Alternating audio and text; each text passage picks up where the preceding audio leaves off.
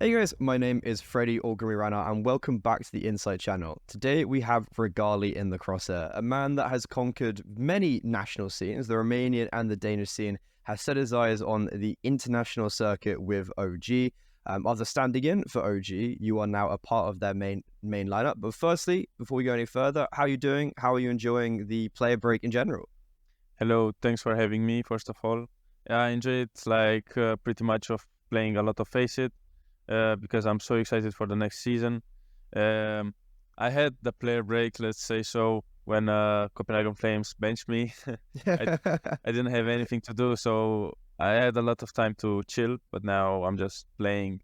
I mean, ever since I came back from Dallas, I was playing constantly, like 10 games, 10 Face It games a day, maybe. And yeah, I mean, I'm really excited for what's coming next. Jesus, that is a grind. 10 a day is a lot. That's a fairly good grind. But so we have actually spoken before. So I feel like we can skip some of like the earlier questions about you playing in Romania, and like the early times in Copenhagen Flames. But what I do want to talk about is the success you guys did have, and what like divided you guys from others during that period. And like if you can cast your mind back to like almost like the end of last year, is like what was going so well that you were able to like rock up to every tournament and basically just win everything? Yeah, so as a team, we put a lot of work into game plans, into practice. So maybe that was something new, which other tier 2 teams didn't expect from us because we were kind of new into. I mean, when we reached top 30, we didn't stop. We just continued to win games like a lot. So, I mean, we were unpredictable, kind of. We had the game plans, but me as individual, the thing is, I was playing a lot of Face It after practices as well, because I was really motivated because of how well the team was going on rankings. Like, it was fulfilling my ego and stuff like that. So I was like, okay, I'll keep playing Face It because I feel good of playing CS.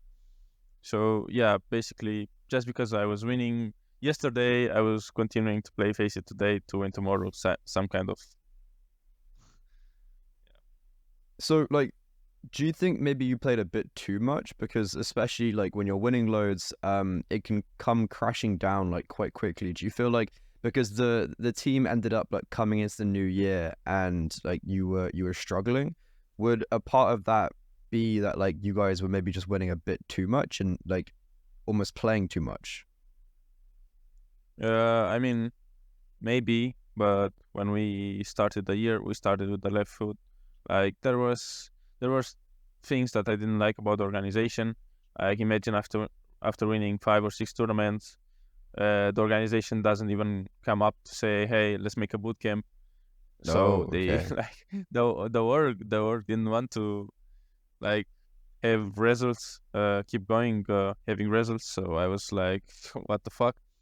But anyway, we try harded and we trained as usual until RMR.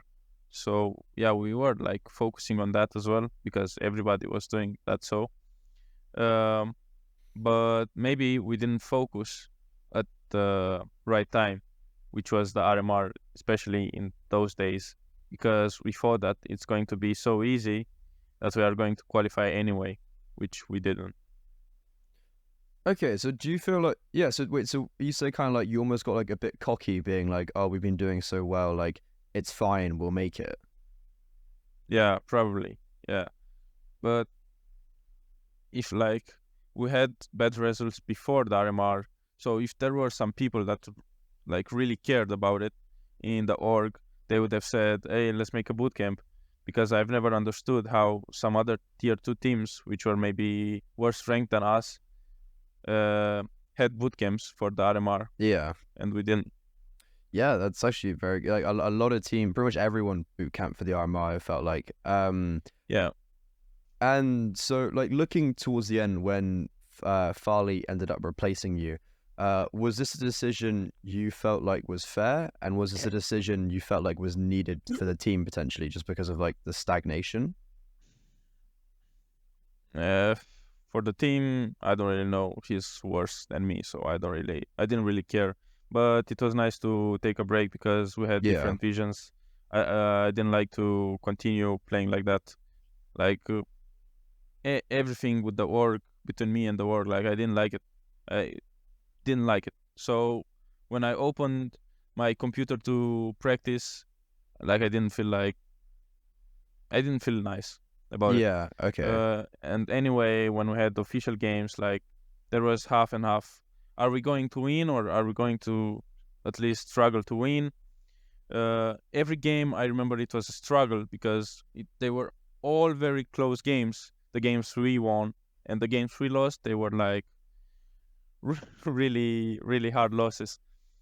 But anyway, yeah, what they did with Farlig, I mean, they are all friends. I couldn't get into friendships with people, to be honest. Like, I liked Borup. He liked me, I suppose. He was the only guy I was like, I like to hang out with, maybe at the boot camps. The very few boot camps, which were like 2, maybe 3 max. So anyway, it was only Borup I really liked to play with. And he was also the only guy that that said nice things to me after I left the team or I got benched. And look at him where he is now, you know. So as you saw, maybe after I got benched or after the team went bankrupt, even though I played in the games where Copenhagen Flames had the good results, I didn't get any credit from the teammates. So I was like, yeah, okay, maybe it's some things they don't like about me, but I didn't like some other things about them either. So I can't say, hey, you are wrong for like thinking that about me, because I didn't really care at some point. Like there were so many things I couldn't get like common with them, you know, like friendships and stuff like that. As I said, they were friends before they made Copenhagen Flames. I tried to like be friends, but not really. I tried for the sake of the team to win the games and stuff like that. But I can't say that I would have like been a good friend with them, for example. And again, as I said, the thing that really I really didn't like, it was like I didn't get any credit for like my time in there. Yeah. That was fine. It was fine. Yeah, I can imagine that being really hard. And like, do you feel like then when you have a team that it's like you have to have everyone in like a good vibe then? And do you feel like from your experience in Copenhagen Flames, it's shown you that like everyone needs to be on the same page as like a friendship almost? I mean, we had the good vibes when we were winning the games, and that was good, as I said. But towards the end, when we were also losing the games, it was like, for me, I didn't feel the good vibe. But I don't know about them. Again, Farlig was a friend of like Bird from Sky, so it was really easy for him to pick him up, even though it was completely a downgrade, like you could have seen the stats of the team. Yeah. But as I said, I didn't really care anymore about it or the people from there. I'm really glad for Borup being in Australis anyway, but that's all. Okay, so do you feel like when you did get replaced, it was actually a pretty good time to like chill and like, as you were saying, like play face it, chill and like wait? Do you feel like that was actually good for you though? Yeah, I mean, I got back to my old ways of improving myself, and it worked because imagine I didn't play competitive CS or practices in 2 months, and then I went to Dallas and I played a decent tournament, not good, not great, but decent. And I was like, okay, my skill is still there, you know, like I am still good, but I really need to play some practice. Yeah. Well, I guess speaking about Dallas, like, how did it actually come about you standing for OG? Like, did they reach out to you? Yeah, through my agent, yes. Yes, they did. Okay, so, and then would you have had much practice before going into Dallas? I mean, we had CCT. You had that one where tournament, we played we played like 3 days or something, but we practiced only like 1 or 2 days. And for example, when we played Anubis, my first official game with them, I didn't even know the callouts because we didn't practice Anubis. Like it was, yeah, we practiced only two maps, and on officials we played maps we didn't practice. It was so weird.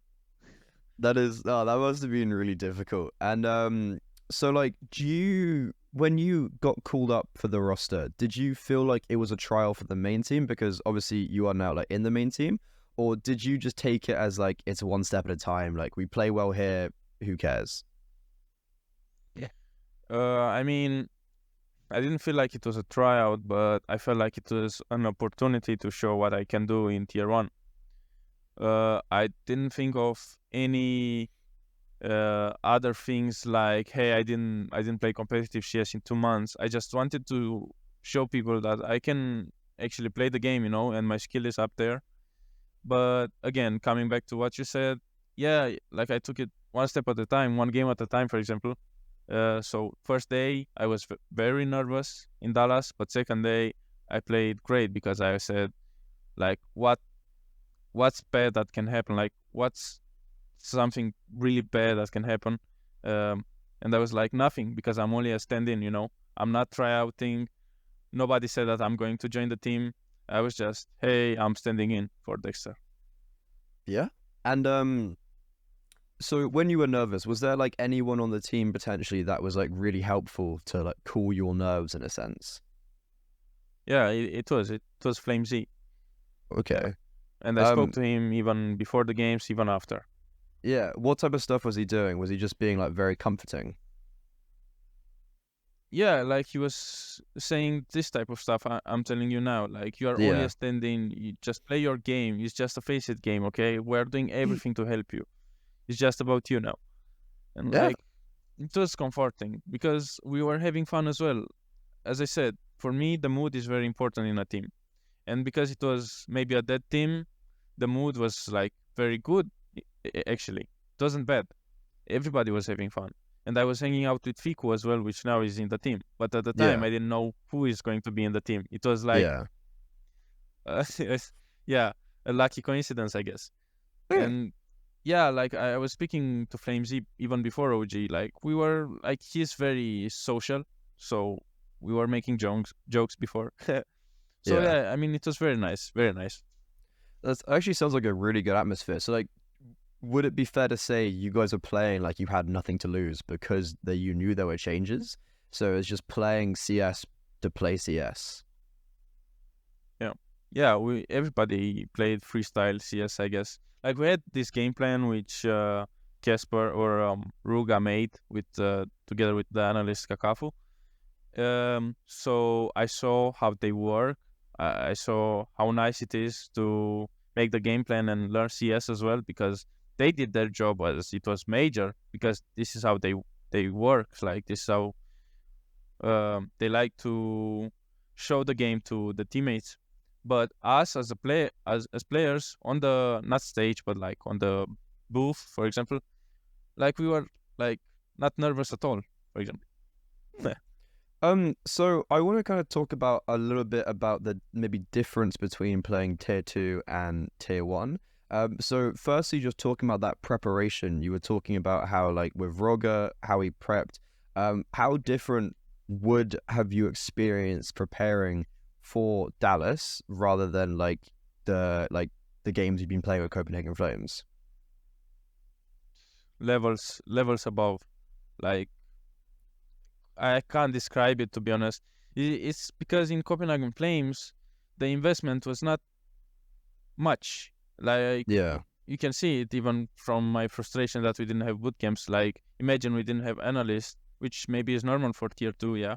But the work that Kakafu is making in OG is immense, and it's behind the scenes again. Casper or Ruga makes a lot of work as well, but he's hyping up the team as well, which we didn't really have in Cophenhagen Flames. But yeah, the game plan and things like that. In Cophenhagen Flames, especially, the IGL was making kind of the whole thing. Like, Bird from Sky was making the game plan together with the coach. But now, it was kind of different, because the way they were showing to every teammate how the opponents are playing, it was so different. So like you can really understand everything. And that paper I had for the first time, I had to read from the paper. It was pretty nice because everything was like, hey, they might do this one I wrote on the paper, watch out. And it's just the awareness that gives to you, it's so nice. The intel you have. So have Yeah. you never played with like a paper in front of you before? No. Oh, okay. So that's going to be something that's going to be quite a nice thing to get used to. And then like looking now at more like in the server, what type of stuff do you feel like really shocked you maybe like in practice or at the tournament of firstly like how OG played and then secondly like playing against the opponents? Like was there any difficulties or like differences you noticed? No differences, no difficulties, because I feel like everybody shoots good, everybody knows what's going to happen at some point. But the thing that like amazed me in OG is the T size, which of course, like it's a big difference. But from Sky like to call for everybody and like to have his own system, where in OG, if for example Flame Z said something, everybody was going to listen to Flame Z. But if, for example, Fiku said something before Flame Z, then Flame Z would say, yeah, let's do that, let's commit to that. So it was just about initiative and commitment instantly, like being so dynamic, like not staying in a place and waiting for the IGL's call. It was nice, but again, I can say it, like if I'm an AWPer and I have my initiative, maybe they would cancel or they would say, okay, if Julian said that, we might do something else after Julian does this thing, because I had the priority of calling stuff. And again, for me, it was very new to talk so much in a team. I talked so much, I couldn't believe it. Also on LAN, but also on online games. I've never talked that much before, and it's just the beginning for me. So do you feel like you maybe weren't able to show your initiative that much, as you were saying, like saying I want to do this, I want to do that on Copenhagen Flames because of Bird from Sky? So do you feel like you are learning so much now because it's like you are having to take control of the game a little bit, if that makes sense? Yeah, I mean, I learn to adapt to the opponents in the game. Yeah. And if I don't do so, people are pushing me to. Casper will say, Julian, you really need to call something. You really need to do something now. As Flamesy also said to me, like once, you need to do something now. You have the op, and I said I will do Saivu, and then I did Ace on LAN. But coming back to Burst from Sky thing, yeah, and then coming back to Burst from Sky thing, I mean, we had like plays that we practiced on. That we practiced. For example, I could have called like device peak, and everybody knew what's going to happen. But if I wasn't going to call device peak, then maybe I was like standing AFK holding an angle. Where here, it doesn't really matter if we have those like written plays of mine. No, maybe there is a situation I have to do something new or something else to kill the opponents. And then I have to talk so much because I have to put the pawns like around me. I mean the players. It's so much talk, but I like it because it introduces not introduces me to the game, but like it's activating me so much in the game. Because as you talk more, you are like more focused to the game as well, to your own game. When there was in Flames times where I had to only wait for Bird from Sky to activate me because maybe that device pick wouldn't work against, I don't know, anything. Yeah. Okay, well that sounds pretty good. And then we have spoken about the differences, but and feel free just to be like, oh, there is none. But like with AWPing, do you find just like physically like playing against higher level players with an AWP that they may like push you off angles more and might make your life more difficult, or do you find that it is quite similar to tier 2? There's only one difference. I saw it and I still see it. It's just tier 1 players are not afraid of dying. Like they really refrag. Like if you kill one, there's a high chance you might die if you pick the same angle. But of course, you are not going to pick the same angle.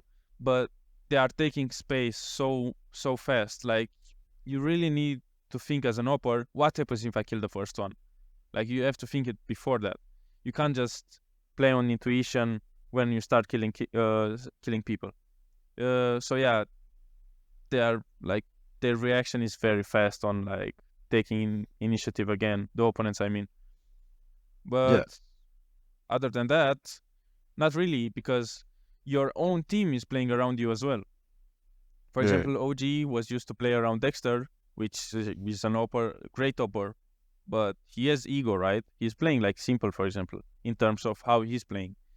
So everybody was like, okay, we will really play around you. But my type of AWPing is like a system AWPer, maybe like Device, for example. I like to help my teammates as well, you know. Sometimes I really might hold angles for them, but that comes down to practice. But no, as an AWPer, like I can play rifle as well, you know, and I still get the space as an AWPer. Yeah, because I was gonna say, like, with your rifling, like, were you being utilized? Because I know you did say that you were utilized as a rifler quite a lot on Copenhagen Flames. So are you gonna be like, when you were at Dallas and like, hopefully for the future, is it in your understanding that like you are also going to be utilized as a rifler? Yeah, I mean, I'm working on being a great rifler as well, so I hope that I'm going to be utilized as well on that, because it gives more not space, but like more freedom to the IGL to call some things, you know. So by playing rifle, I'm helping my IGL as well to do some flawless calls. Yeah. And yeah, I mean, sometimes it's easier with the rifle, to be fair. Like, it really is to close up the rounds, for example. Yeah. And then, Yeah. so you were saying how like your AWPing style is different to Dexter, even though like as we're speaking, you haven't actually like played in the server yet with the new 5, but like, are you gonna be changing the OG system with how you're AWPing then, with you playing as a more system AWPer and not more of a like, I'm the best player in the server AWPer? That comes down to some more meetings with Casper and analyst Kakafu, because they know what they are doing, but I really have to say my input as well, or put my input, because as Kakafu told me once, like, he made from decent AWPers to maybe great AWPers. He made Mantu a good AWPer. He told me that he played with Smuya as well, and Smuya got an understanding of the game as well. So, like, you know, I can learn a lot and maybe decide on what I'm going to do, because I could, like, I really like to have the first kill or impact, you know, but it's not really me that thinks that I'm really the best on the server. But yeah, it comes down to the IGL as well. So we really have to have some meetings as well with Nexa, for example. Yeah, because he played more Nessie, and maybe he can give me some advices. Yeah. So would you be willing to like change up your style then? Like, you're saying you're a system now, would you be willing to change that because that you trust the process? Yes, I am. Okay, so I feel like there are some AWPers that go from step up to tier 1, like especially in the Danish scene, with like the Astralis rotation, and then like head trick as well. You could use an example. Like, they do struggle. Why do you think that some AWPers do struggle to step up, even though they have dominated tier 2, and that like you've kind of almost stepped up quite nicely? I mean, not making excuses for Headfreak, but his team, like, right now is not in the like best shape. That, you know, when you change IGL is like a lot of stuff, like internal stuff. But coming back to why I stepped up is because Casper told me, for example, once you learn the Danish CS, you can get whatever CS you are playing. And I like imagine my first not tier 1, but like team where I played full time. It was Cophenhagen Flames. So like, it was a team where I learned a lot. So I know in order to carry that team, or, you know, I put up performances, like very good performances. I played my own game also in that team. So I'm thinking, first of all, that I need to play my own game and then see what's coming. Like, I don't know. I don't really know what happened and how I stepped up. It was also the team, as I said, that they played around me. And that's nice when the team plays around you. Like, you don't really have excuses to say when, like, that you played bad when the team plays around you. Like, legit, Flamesy would sacrifice, would, like, take space for me, and then I would come to the op and get one kill at least, you know? So, I don't know, as long as you activate yourself as an opper, you know that everybody's around you. I don't know, it's kind of impossible to not make some impact. Yeah. So, again, like, obviously, as I'm recording, like, you haven't played with a server of them, but what is the hope for this team then when you say that, like, Flamesy was making loads of space for you? He's obviously not on the squad anymore. What is, like, how do you see this roster working, like, in your head on, like on paper, basically? Like, who is going to be the one taking space for you? It's going to be FASHR, for example, because I've seen him play in ECSTATIC. I haven't watched Fnatic, but if he comes back to how he played in ECSTATIC, then it's going to be easy. I mean, yeah, Nexa is a great idea, like, as well, so he's going to use him as well in a nice way. And then I've Kaito, like, if there are people that can throw nades, because now I got better with nades, but I haven't been the best in Flames. So if there are going to be people with great utility usage and stuff like that, and then one guy that takes space, then the only things I have to do is, like, create big impact in the beginning, and then have great rotations. And everybody told me that I have a great understanding of rotations. So if I trust on myself, like, if I trust myself, it should be okay, decent. Because I really trust Casper and Kakafu, because otherwise they wouldn't have, like, given me a chance of stand in, right? Yeah. Like, they trusted me more than I trusted myself back then. Because, as I said, after 2 months of no practice, I didn't really know if I can do it, to be fair with you. Like, I didn't know that I can play good CS, but I did. And they trusted that. So I'll trust them as well with this core and this lineup. Oh, that's really good to hear. And it is, like, it's really nice to see you succeed. But looking at the team, this would be the first international team you've played in, right? Because you had obviously, like, the Game Agents Romania, and then no, I had Fnatic Rising. Oh, I've completely forgot about Fnatic Rising for some reason. Yeah, It's your first international team, I guess, for quite a while. What are the differences you find playing in, like, international teams comparative to, like, a domestic team? And yeah, like, what are you expecting? Because you've got so many different regions and personalities in this roster. Like, do you find like what do you see that creating? I don't know, different approaches to the game when it matters, because everybody comes down to the same page. They want to be on the same page, but there are situations in games, tight games and stuff, where there is somebody that has to do a play or, like, get some insight of what's going to happen. So maybe it's like those experiences from people that played in their local countries. Like, for example, in Romania, we play a lot of Mirage. I knew what can happen on Mirage. I can expect everything, for example. Yeah. And then we had Neofrag that on Vertigo, he would be the boss. Like, I remember when he played on Sinners. So it's like those type of players that have, like, past experiences from, hey, like, understandings, This is why they are getting picked up in an international team after all. And something quite nice or quite weird in the same time is, like, not that many words are being used into a sentence to take initiative. Like, it's just like, let's take water. Okay, let's go, do it. I'll flash over, and that's all. But maybe in the Danish team I played in, it was like a whole plan of how we are going to take water, stuff like that. Yeah, that's quite a lot. That can be really overwhelming when it's, like, really easy, just like, okay, let's do it, bam. Whereas if they're, like, breaking it down piece by piece, that can be really difficult. So playing for OG, you're obviously a partner team. do you feel like you almost feel like more secure playing on this roster, and that like you guys can build it up together because it's less likely to be poached than when you're on Copenhagen Flames? Oh, I'm not thinking about that. Like, you not think, yeah, that make okay, No. yeah.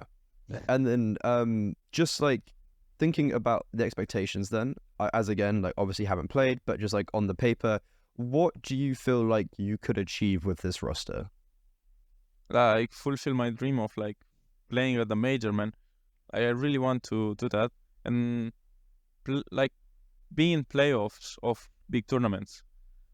Like that's doable as well, and I really want to work for that because again, that's a big chance I've gotten here, and maybe I'm not a prodigy but a rookie, to be honest, Yeah. compared to the others. So I'll try my best, you know. Nice. And then I just want to do like one last quick question. Obviously, Copenhagen Flames, quite shortly after you left, actually closed doors completely.